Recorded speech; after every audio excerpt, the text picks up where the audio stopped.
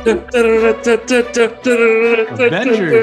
Age of Ultron is garbage, folks. Is it an alligator or a crocodile? I don't know the difference, and at this point I'm too afraid to ask. Look at that. That is a werewolf, folks.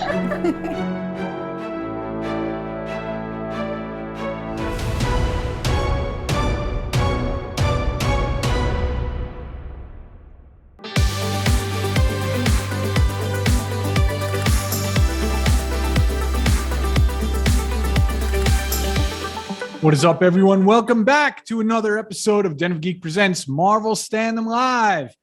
I'm your host, Mike Cicchini, and as usual, we are bringing you all of the latest from the wide world of the Marvel Cinematic Universe. But specifically, we're back in Karachi this week for another episode of Ms. Marvel, and with me for all time and always, I have Den of Geek News and Features Editor Kirsten Howard, and we have two special guests with us this week. Welcome back, Joe George, pop culture columnist and frequent Den of Geek contributor.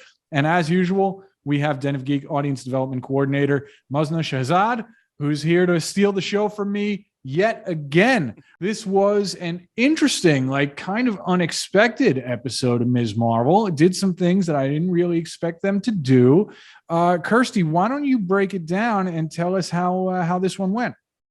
Absolutely. In the fifth episode of Ms. Marvel, we get to find out what happened to Aisha before and during Partition as she meets Kamala's great-grandfather and resists the clandestine plan to return to the dimension. Kamala, who has travelled back in time to Partition using the bangle, then witnesses Najma murdering Aisha for her betrayal before she helps Aisha's daughter Sana and her husband Hassan escape to Pakistan. When Kamala returns, the veil between dimensions starts to lift and the clandestine are killed. Najma decides to close the veil herself after some convincing, and Cameron is infused with Noor energy as a result.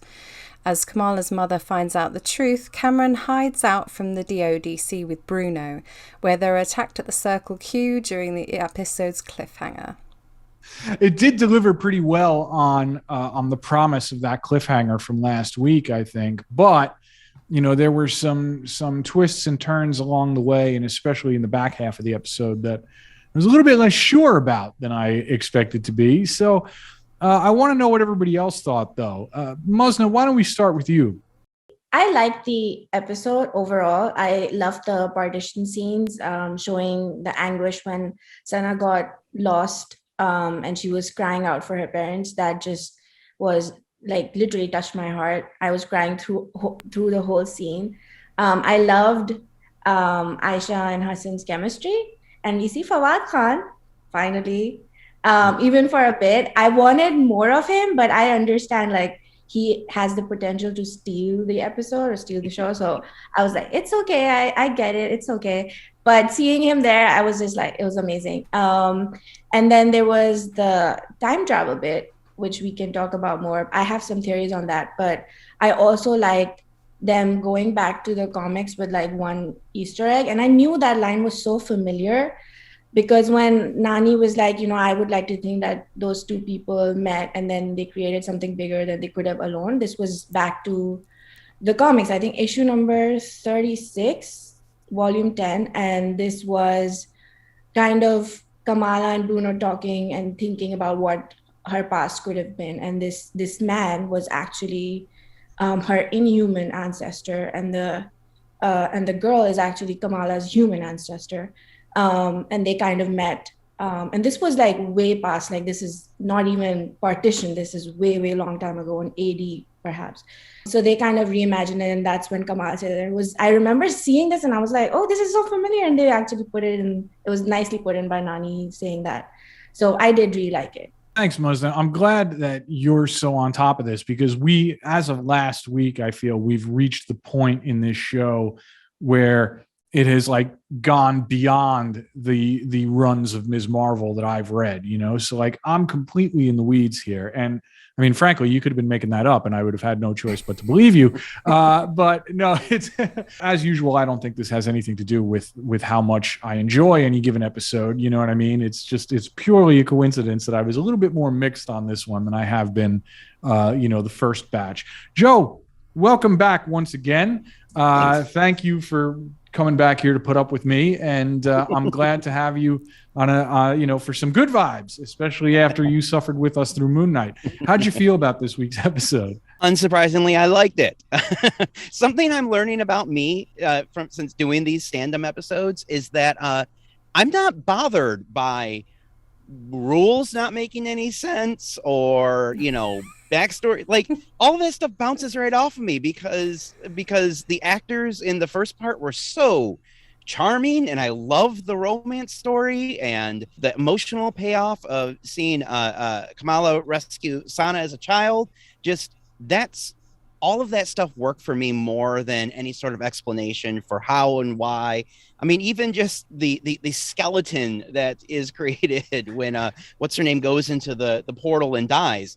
My first reaction isn't, well, how's that happen? It was, cool, that's awesome. So my superhero consumption is always awesome first, whether that's emotionally awesome or skeleton awesome, and then we'll figure it out later, if at all. I'm not bothered by it. So no, it's still hitting all the things I love. Good show. Kirstie has been reviewing every episode for us, and this is the first one that they wrote that was less than glowing. Kirstie, why don't you tell everybody your thoughts on the ep as well? And remember, folks, head to denofgeek.com/Marvel.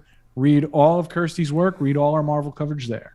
First of all, I'd like to say I'm sorry, because you guys seem to really enjoy it, and I don't like to be the one that's moaning.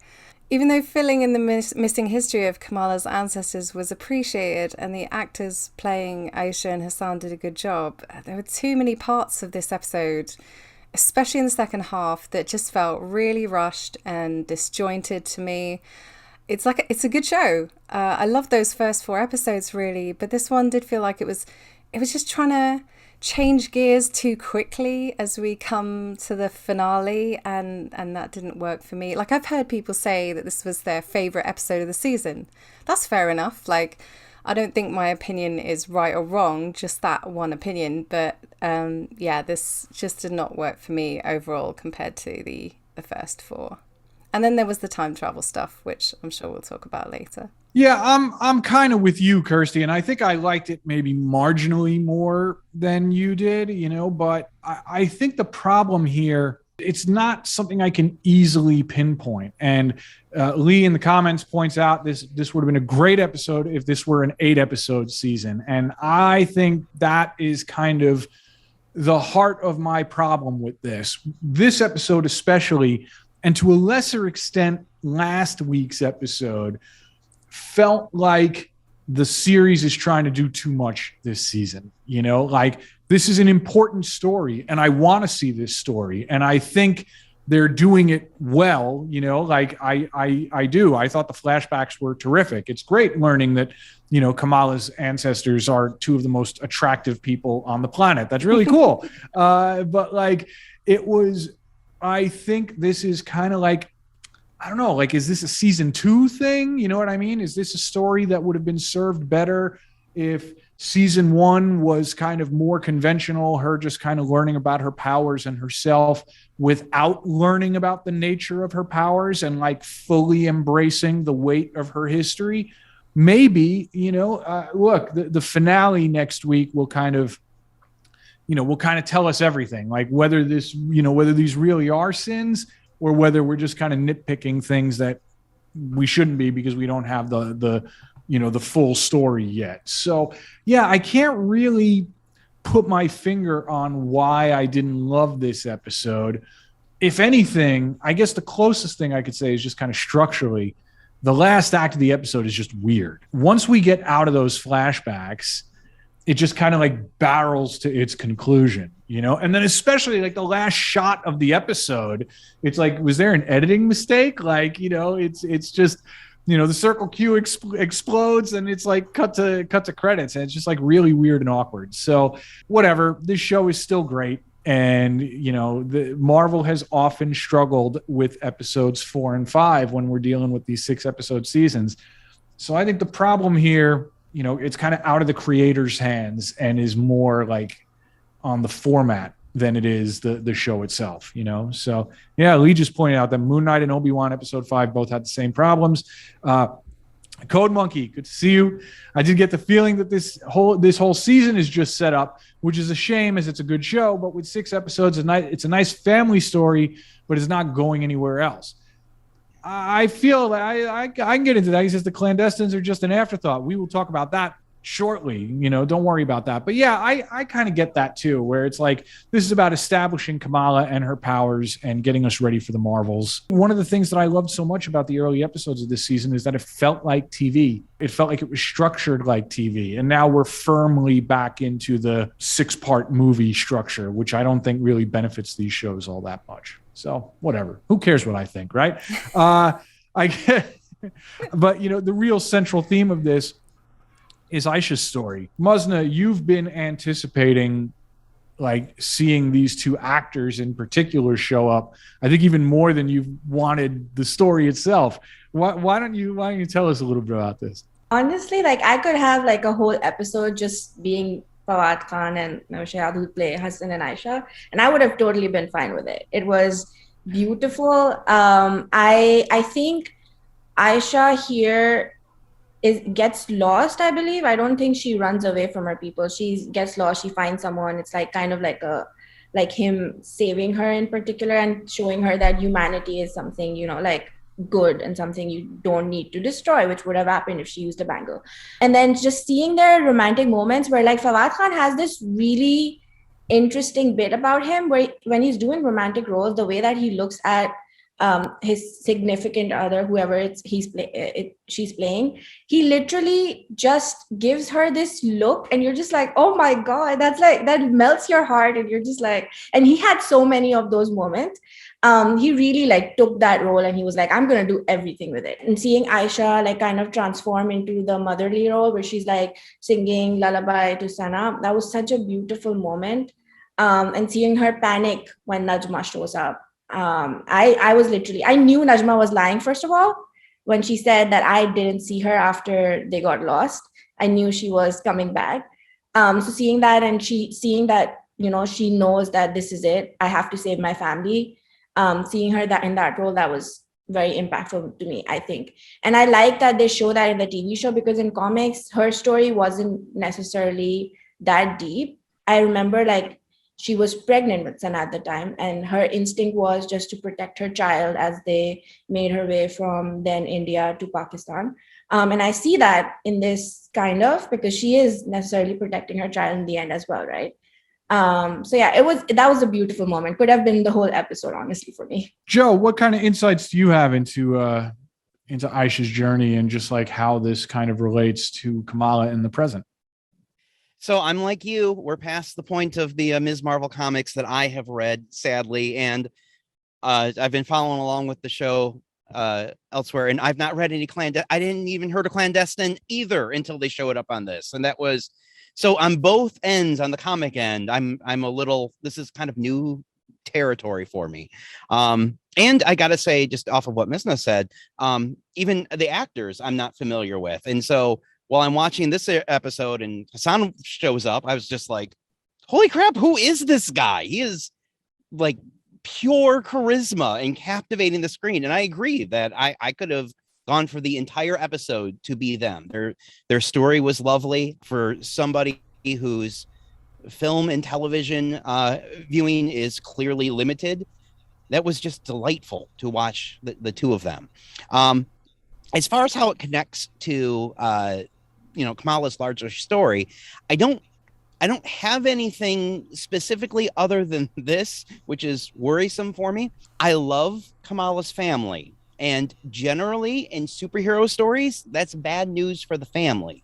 You know, when you start liking family members, it's not going to end up well for them. And so I got to admit, every time, especially her mother, every time they pop back to a family member, I'm always a little bit worried, like, okay, what's going to happen to this wonderful family whom I love, because I've seen too many Uncle Bens and Pa Kents end up dead, that I don't want to see the same thing happen. It'd be wonderful to see an actual functioning family structure show up in the show. So I'm hoping for that. I really enjoyed seeing all that stuff. I felt like I probably could have filled it in for myself, minus the revelation that Najma killed Aisha.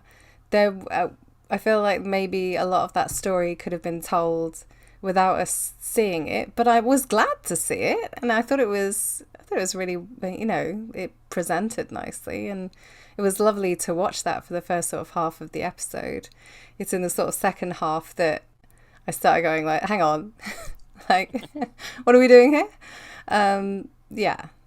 The promise of this was in that final shot in last week's episode. And this is only the second time that I can remember that like a piece of Western pop culture is depicting the partition. The other time was that excellent episode of the recent Doctor Who series, which is like probably the best Doctor Who episode of the Chris Chibnall era, right? So I was just kind of all in on the idea of this kind of like being presented to audiences that are not usually exposed to it. And I thought the newsreel opening was kind of a clever way into it, and it's like, it was just like a really clever education, education is a strong word, right? But it's like a clever crash course for people that have absolutely no frame of reference for this, because again, I was not taught about the partition until I got to college, so this just seems like gutsy stuff. Like it's a big swing for the MCU to take, and I'm glad they're doing it. And even though like the back half of the episode like didn't quite come together for me, give me another half hour with these folks. I love them so much. Now, we do have a little bit more context on the partition, though, straight from the co-director of this episode, courtesy of an interview that Maznah did for us. Maznah, you want to intro the interview you did for us? Yeah. So I talked to Sharmeen Obaid-Chinoy, who's the co-director for Miss Marvel. She directed episode 4 and 5. And she is from Karachi, which makes all of the stuff that we saw in episode 4 as authentic as it could be. And that's why it was. She's also the first Pakistani to win an Oscar. And most of her work was nonfiction, like documentaries. She highlighted one of the documentaries that won her an Oscar was about acid attack victims in Pakistan. And then the other one was on honor killing victims.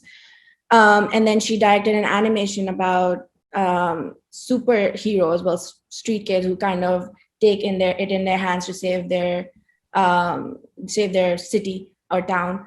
So it kind of transitioned from that to where she is now. So it was really nice hearing from her perspective, seeing that she recreated Karachi and Partition. It was very important to hear what that took. Is that a vision in particular, or is that something like the PIM particles transporting her through her time? Ooh. Gonna have to watch episode 5, my dear. Ms. Marvel is a wildly unique origin story about the teenager Kamala Khan. Den of Geek spoke with the director of episodes 4 and 5 about all of our burning questions. We have so many big names in Miss Marvel: Farhan Akhtar, Samina Ahmed G, Nimra Butcha, Fawad Khan, Maznah Shehzad. How was it like with working with all of them? I thought it was so important for us to bring authentic Pakistani actors to tell this story. Everyone that is playing what they're playing, like Samina Ahmed is such a treat to watch as the grandmother. I sort of see my own grandmother as well when she talks. And Nimra Butcha, she really is able to epitomize this sort of villain which she plays. And Maznah Shehzad, you'll see some soon. Farhan Akhtar, Mavish, Fawad, they've all been a treat to work with. We see Waleed in this episode, and his job seems very short-lived. I assume that he would be training Kamala, perhaps. Is that something that we're going to be seeing? I think Waleed's role has been to provide context to Kamala so that she understands what the Order of the Red Daggers is, in connecting to who she is and to her great-grandmother. That has been his sort of role in episode 4. So who is the Red Dagger in this story particularly? Because Kareem's origin has changed from the comics. Are they just supposed to be fighting the clandestines, or is there a larger motive here? They, of course, have a larger motive, which is to maintain order. And they're part of this long lineage of the Order of Red Daggers. The story that we're focusing on is how they are helping Kamala sort of understand where her power is coming from and how she can hold the clandestines back. Since you've done a lot of non-fiction work that highlighted social and humanitarian issues in Pakistan, what were some of the challenges you were facing when you were approaching Ms. Marvel? And did Teen Bahadur's story help you in any way? I think the only thing that I found when I was doing Ms. Marvel was this enormous sense of responsibility to be able to tell the story of my city, my country, of Partition, in the manner that it deserved to be told. It naturally translated itself from documentary and animation into live action. Things that I've done in my life have prepared me to tell this story. And so I think for me, it was a great sense of responsibility more than anything.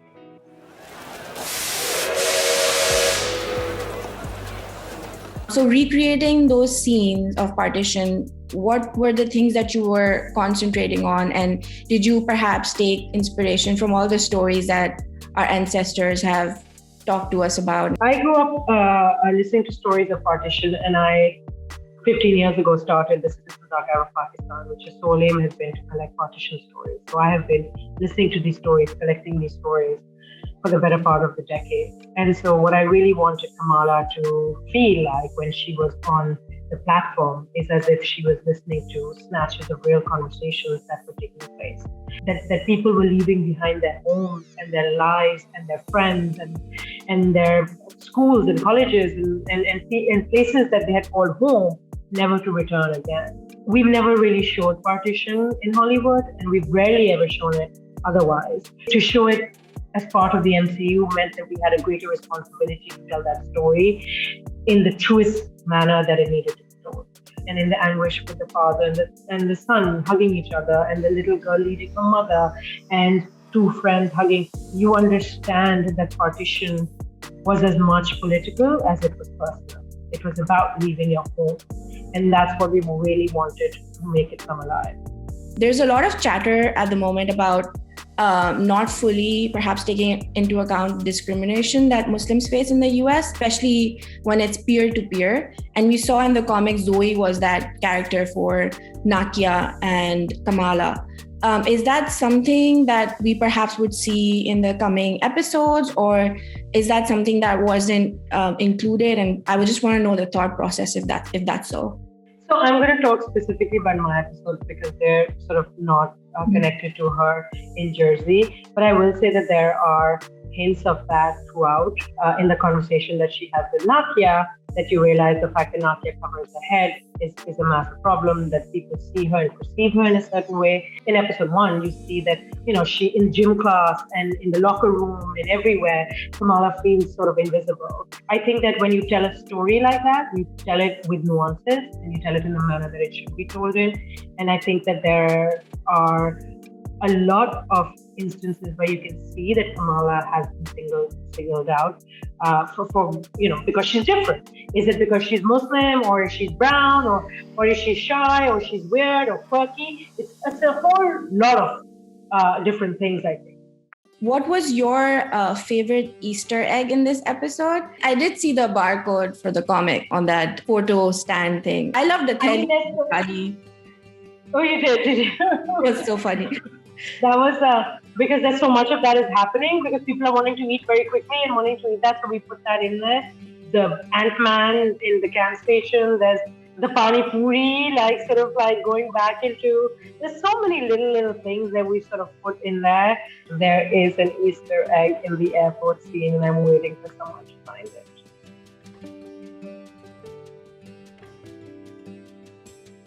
Talking about Karachi, I think one of the things that I was very, very keen on looking out for was how it's depicted, especially because it was shot on location in Thailand. What were like the most important things that you wanted to include? I love the biryani drop, by the way. Like I was waiting for that, and I love that it was in it. I wanted to make the old town come alive, Sadar and the old town, and that's where our focus was, to be honest. So, in the Heritage Walk, the cousins take her on, and it's like a mini sort of Bori Bazaar, Sadar, where you see the dupattas being sold, and you see the clocks being sold, and you've got guys who are selling you kurtas, but at the same time, you've got a Chinese dentist over there, and you've got the buses and the trucks and the vehicles that fly our streets. They really make them come alive. All the vehicles that have been used, they are very, very Karachi.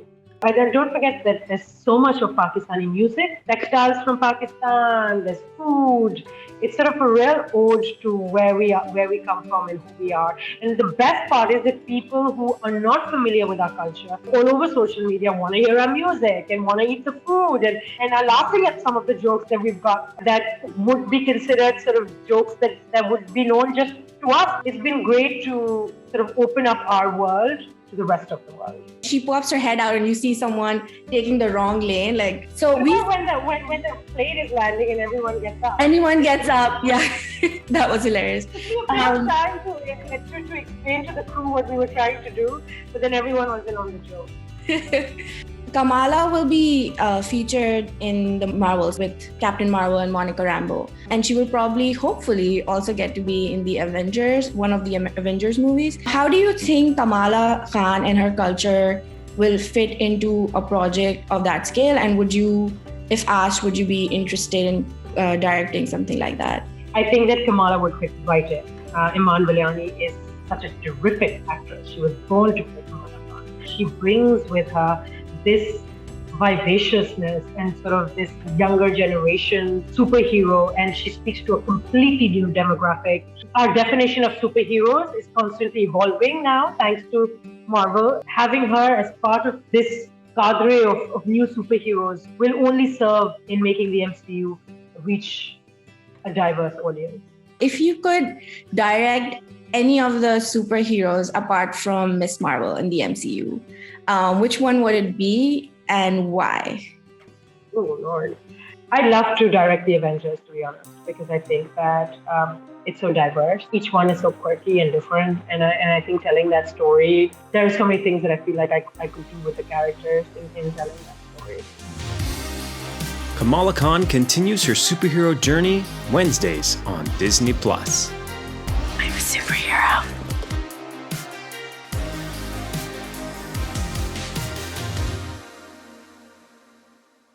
Maznah, what a fantastic interview. Thank you for doing that. Thank you. I love talking to her about like the city and everything. And she mentioned the airport Easter egg. And I went back and I was like, I have to find this.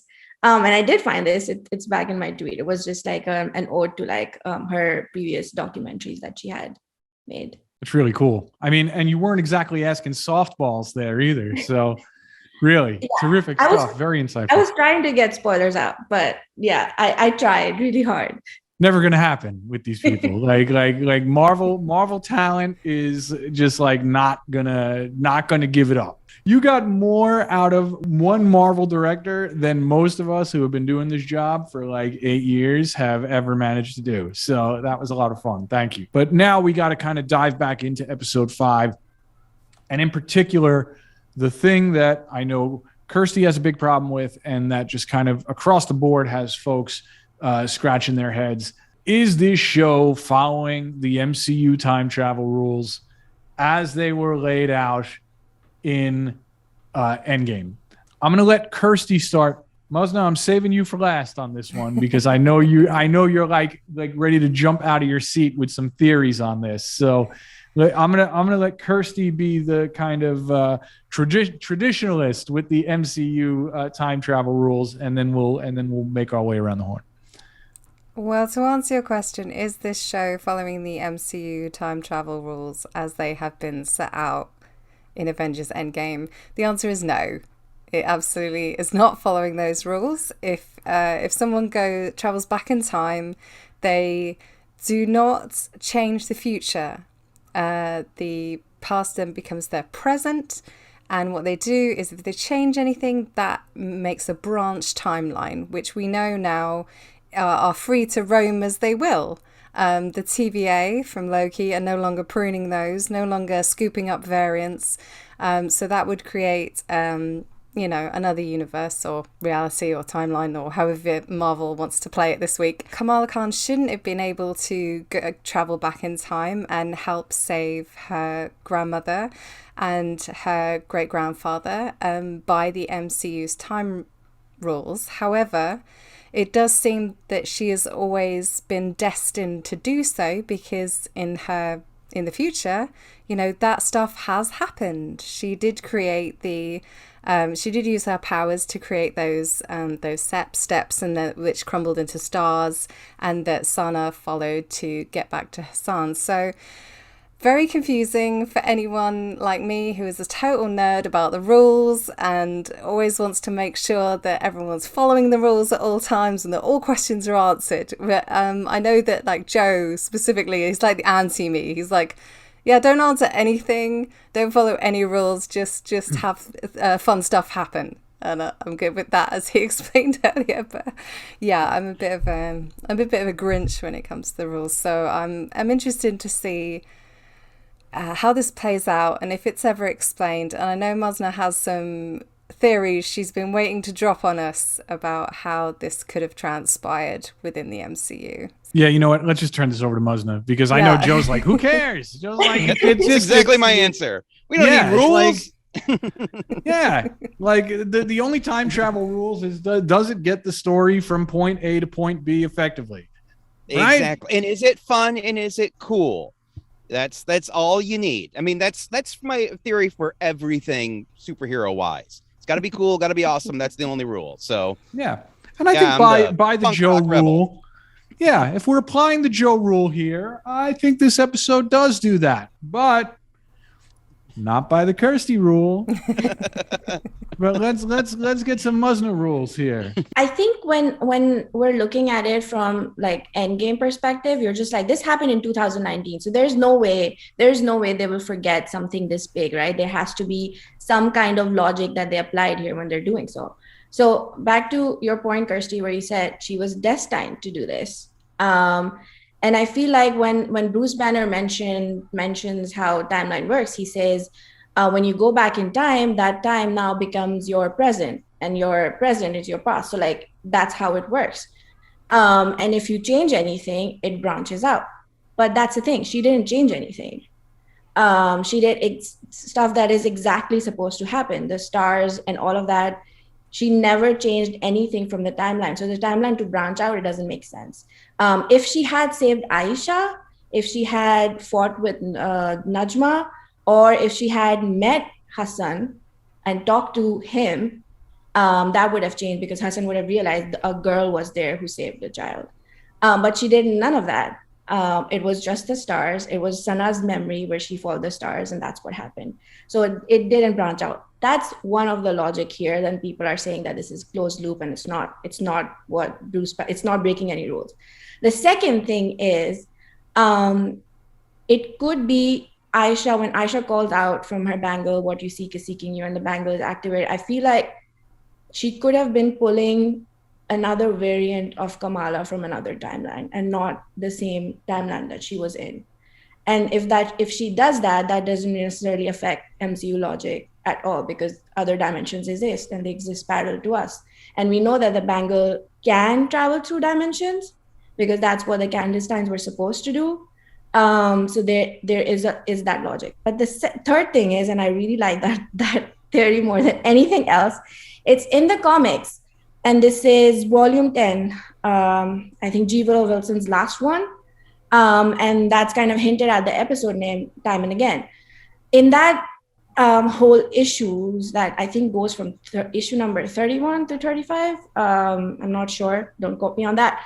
But the Shocker is one of the main villains in that series. And what he does is he creates wormholes, and he's like a very weird villain that I don't understand. And when he comes out, it kind of starts affecting Kamala's powers. Because before, Bruno was like kind of in this theory where he was like, I don't understand how you can, embiggen and, decrease your size without it affecting you, without it affecting your clothes. Because he mentions Hulk and he says, when he kind of like hulks up, he like rips his pants, and I don't know how many pants he goes through, but I don't understand how nothing happens to you, right? And he kind of puts her in this water tank, and tells her to shrink and embiggen, and she does that. And he's like, I'm trying to see if the water is displaced by what you're doing, and it doesn't.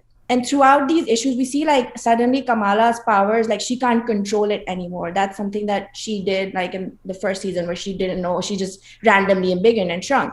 And they don't know what is happening, and they realize it's because the shocker is like opening wormholes.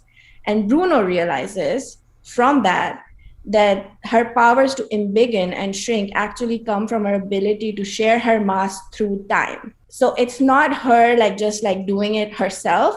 It's her ability to trade from her different versions of her throughout the time. So like past, future, but also different dimensions. Because he sees her future and past when he tests on her DNA, and he realizes that's what it is. So I feel like, and she asks him, like, can I time travel? And he's like, well, on a molecular level, yes, like you can, right? So I feel like that's where it's headed. And now that they're going to New Jersey, I feel like Bruno is going to tell her this. I don't know how they're going to explain it in one episode, because this is very complicated, and it took them about 3 issues of the comics to like literally explain it and for me to understand what was happening.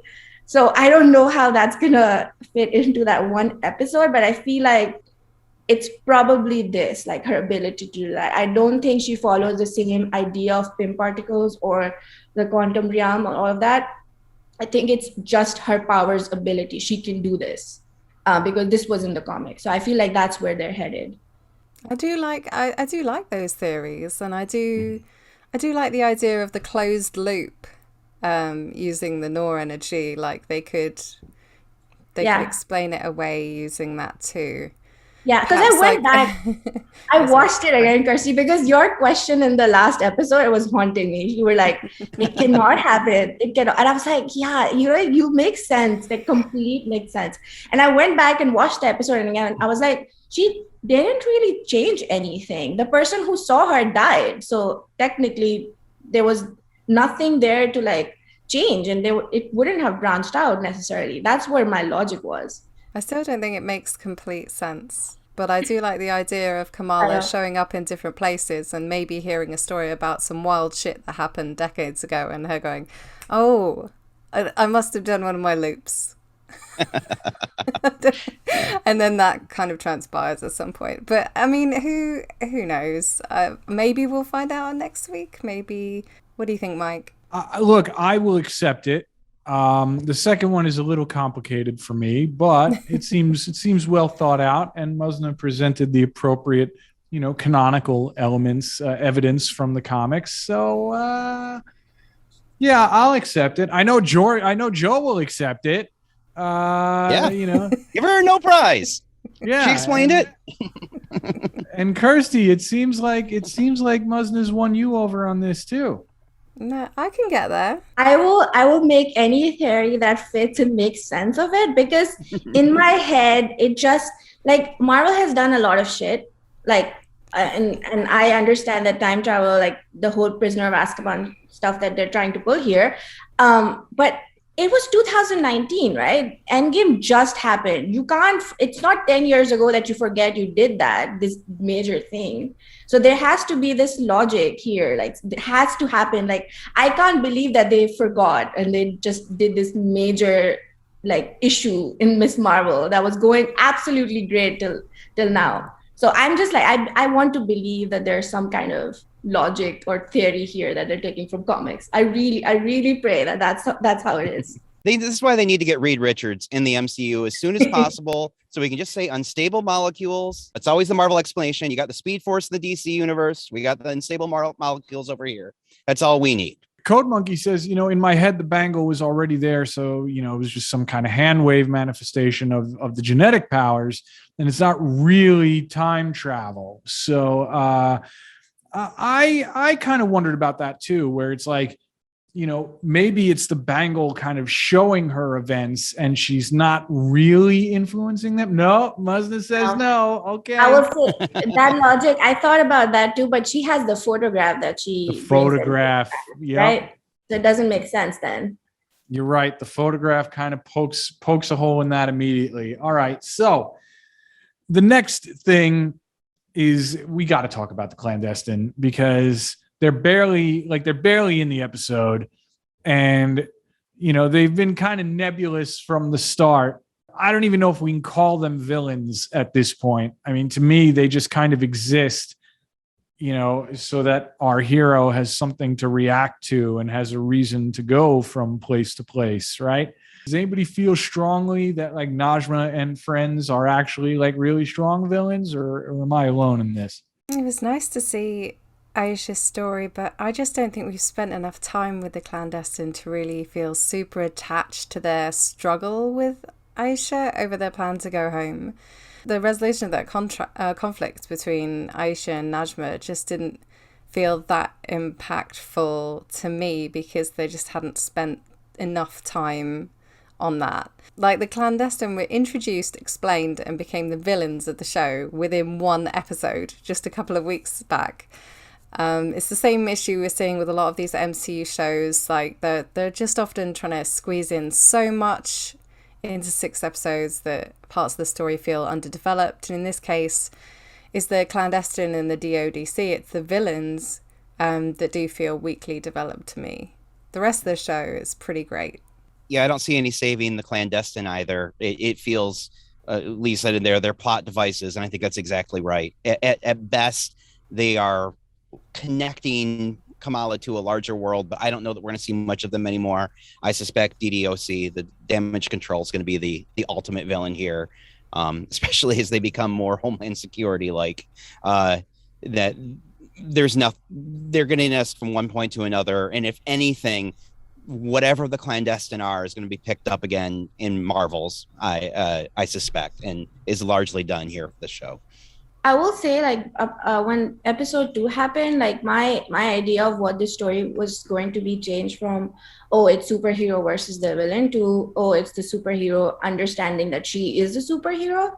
And so, like, I don't think clandestines were supposed to be the big baddie in the show. Like, I think they were just a way for her to do something that she was destined to do and, like, save her family. I'm going to go with that theory, Kirstie. I'm going to go with this theory. But I think that was just, like, for her to push and, like, come together with her family. And, like, you know how her mom finds out and her nanny already knows. Like, I think that's what she needed to truly be more confident in the power she had gained. I don't think she needed also a big baddie while she was also going through this like crisis in her family and like herself. Like, I don't think she needed that. So I think that's where they were going at. I will say though, I still don't trust Kamran, and for good reason now that he has powers. So I'm just like, I don't know if the last scene where she kind of gives those powers to Kamran, if he has like those evil like stuff in him also. I don't know that, but if so, I think he might be in the Marvels then, because I don't know how many clandestines are left, but I feel like he would probably kind of be, I don't know the villain, but he would definitely be in them.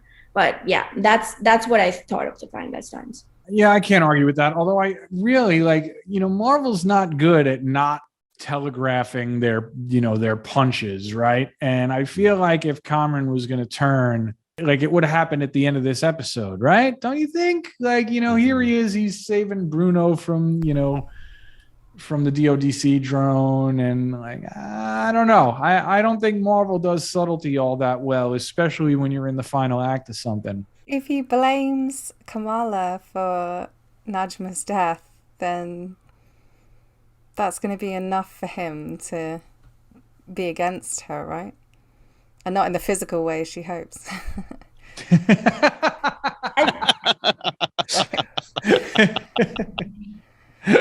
I mean, if he blames her for Najma, that's just kind of sad, and you think that Kamran wasn't the guy she thought she was, thought you were.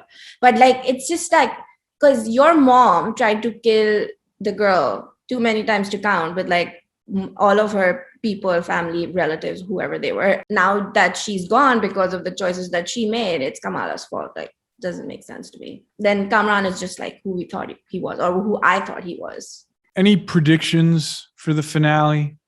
Wait, I just want to say that whole jolt, sorry, going to Karachi was amazing, but in the process, like, yes, we left behind the part of the story with what's happening in New Jersey. So when we were finally pushed back there at the end, it was so sudden and then it sort of went to this sort of quick cliffhanger ending where I genuinely thought like my Wi-Fi had died and Disney Plus had crashed.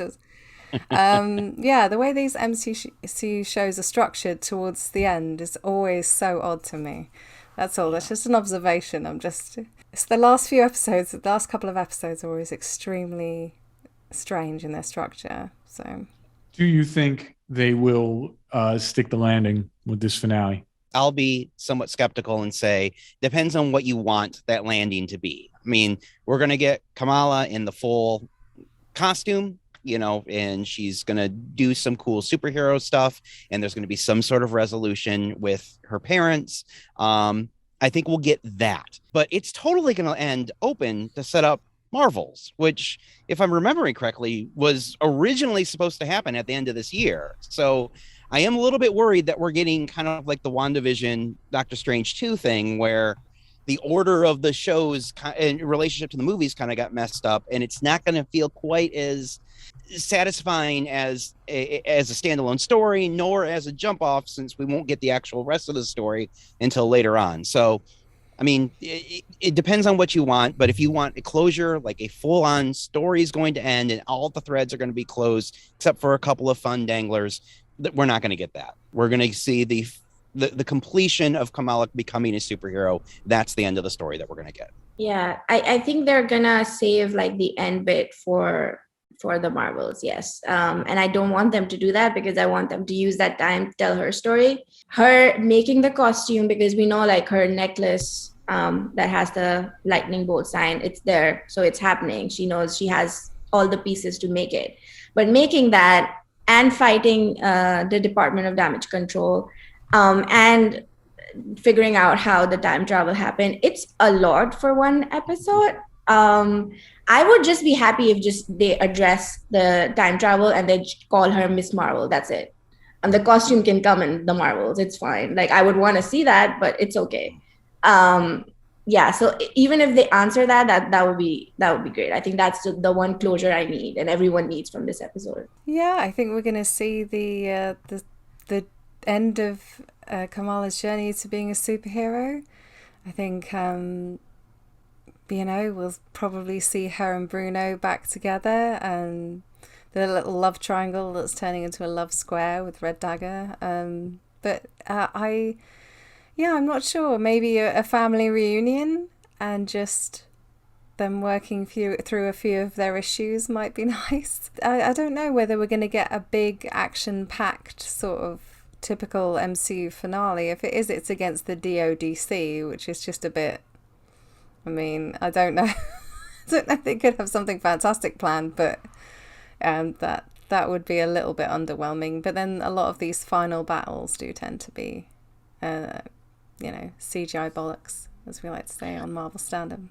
I think you're right, and I would almost prefer a more low-key ending, I think that's kind of, more appropriate to what this show has been like as a whole. I would be surprised if we don't get some kind of MCU cameo here.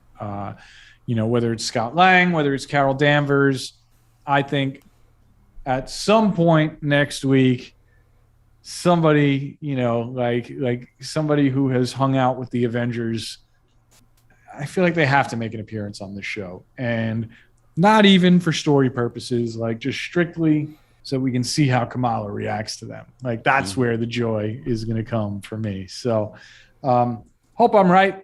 If I'm not, look, despite the fact that we, several of us were a little lukewarm on this week's episode, this show is just still so good. And I have complete faith in the creative team going into the finale. That is it. What do you know for this week's Marvel Standom? And we will be back sooner than you think. That's right, folks. There's 2 Marvel Standoms next week. Join us on Monday, July 11th for our special Thor Love and Thunder episode. We're going to break down all the fun stuff in that flick with a big spoiler-filled discussion and much more. Join us again on Wednesday, July 13th, as we dig into the Ms. Marvel season finale, as promised or threatened, depending on how you look at it. Anyway, don't miss out. We'll be here twice next week. Make sure you're subscribing to us wherever you're watching or listening right now. Do not forget to check out our web home at denofgeek.com, where you can find all our Marvel coverage. That's denofgeek.com/Marvel. Please, I'm begging you, drop us a line. Let us know your burning questions and what you want us to cover in upcoming episodes. We're at Marvel Standom on Twitter and Instagram, so be sure to follow those. Don't forget, we also have a DC show, so check out DC Standom when you can on all major podcast platforms. If you came in late, you'll be able to watch this entire episode on denofgeek.com or at our YouTube home, DenoGeek US. You can check out past episodes there and also wherever you get your podcasts. By the way, we also have that awesome interview that Maznah did as a standalone video. If you're tired of looking at me and you just want some really cool insights courtesy of Maznah. Thank you once again to our special guest, Joe. Always good to have you here. Maznah, you are absolutely essential. We couldn't do this show without you. Thank you to Andrew Halley, the best producer in the multiverse. Thanks to Den of Geek social media coordinator Lee Parham for keeping everybody in line, except when he's acting up. Lee, go follow our TikTok. We're at Den of Geek TV. Lee's doing really great work over there too. And of course, Michael R. makes the podcast version of this show all it can be. But most of all, thank you all for watching, listening, following, subscribing. You know the drill. This has been Marvel Standom on the Den of Geek Network. And until next time, remember, folks, we stand together.